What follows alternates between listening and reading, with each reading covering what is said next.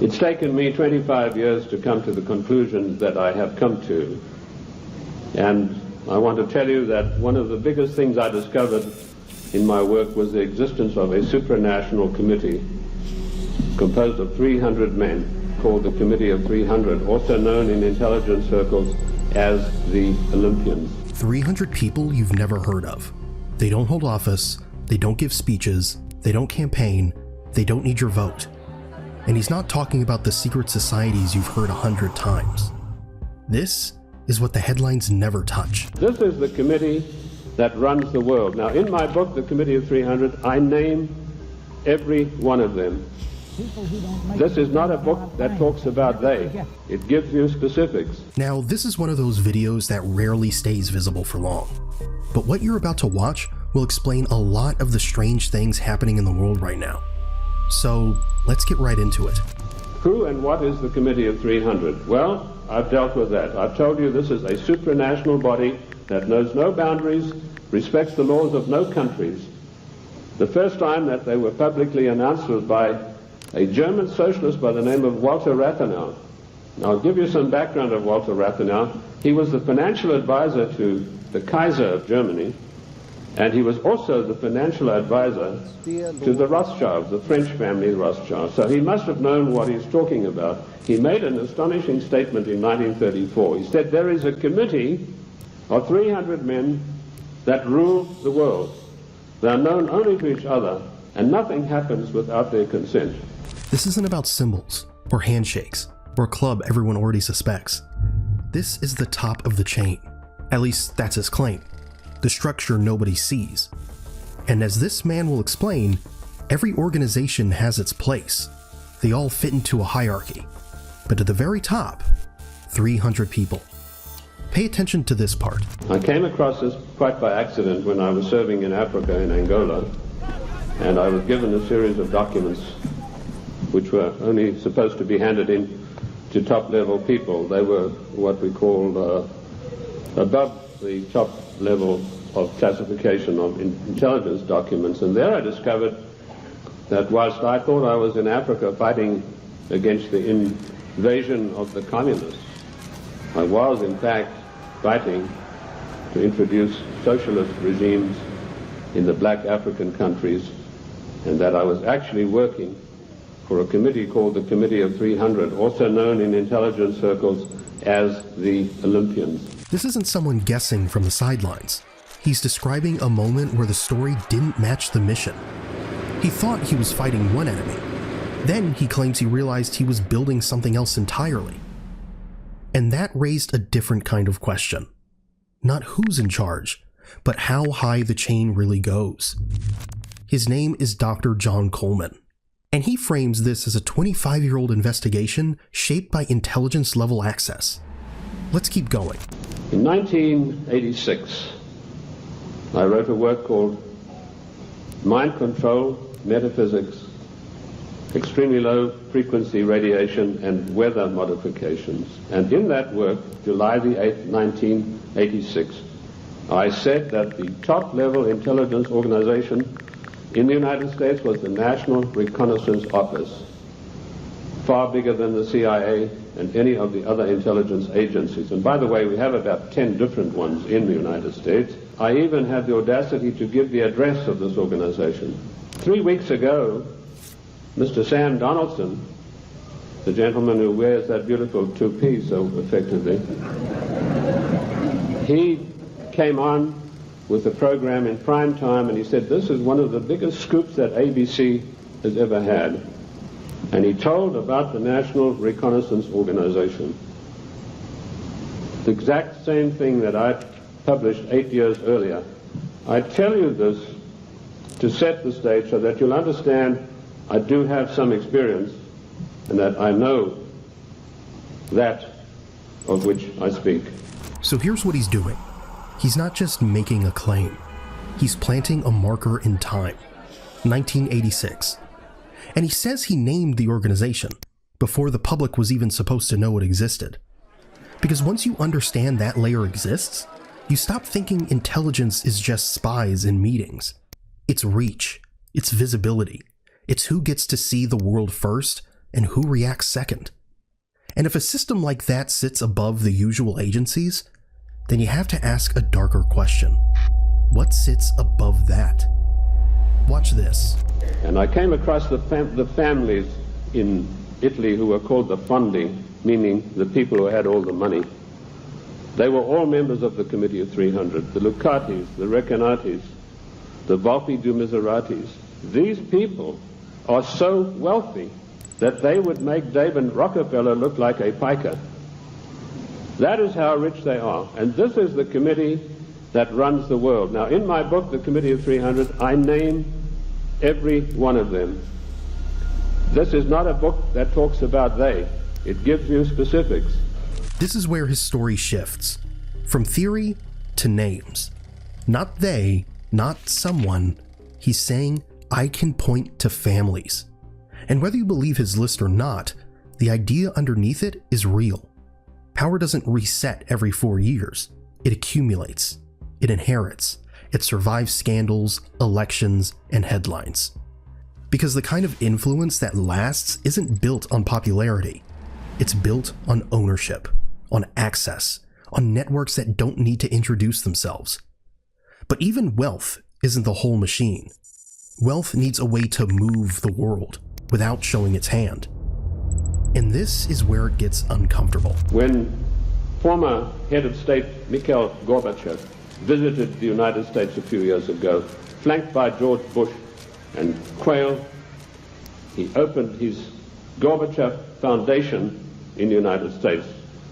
And he let slip, he said, this is being done with approval of the Committee of 300. CNN cameras were on him. They immediately switched. Now, I wrote to CNN and I said, could I have a transcript of this program, which they said was available. I never got a reply. I followed it up with letter after letter, but nothing ever came of it. The point I'm trying to make, ladies and gentlemen, is that the federal government, the secret upper-level parallel government that runs the United States, does not want you to know that you have an upper-level parallel government that calls the shots, that dictates what is going to happen to your life and mine. That line changes everything, because now he's not describing a theory, he's describing a system that protects itself. Maybe there's an innocent explanation, maybe not. But the point is this: if influence can decide what gets recorded, then it can also decide what gets remembered. And once power becomes something you can't even trace, the next question isn't who, it's where. Where does a structure like that live? Because it wouldn't operate as a rumor, it would operate through institutions. Pay attention to this part. I revealed the existence of an organization called the Royal Institute for International Affairs, which is located at Chatham House in 10 St. James Square in London. I also revealed the existence of the Club of Rome, the Cini Foundation, the Mont Pelerin Society, the Order of St. John, which was known but not known. And I listed all of these secret societies that run the world as executive arms of the Committee of 300. So it controls the world through all of these. The Royal Institute for International Affairs is the executive arm of this committee, which gives instructions to the United States government to this very day. The chain of command is as follows. Every Secretary of State that has been appointed since 1919 is appointed by the Royal Institute for International Affairs. That may come as a shock for you. You think you vote and you put a conservative in the White House, and then he appoints supposedly or allegedly conservative people to carry out the policies that you wanted him to implement. Surprise, surprise. I ask you to find me a conservative Secretary of State since 1919. And if you search diligently and apply the correct rules, you will come up blank.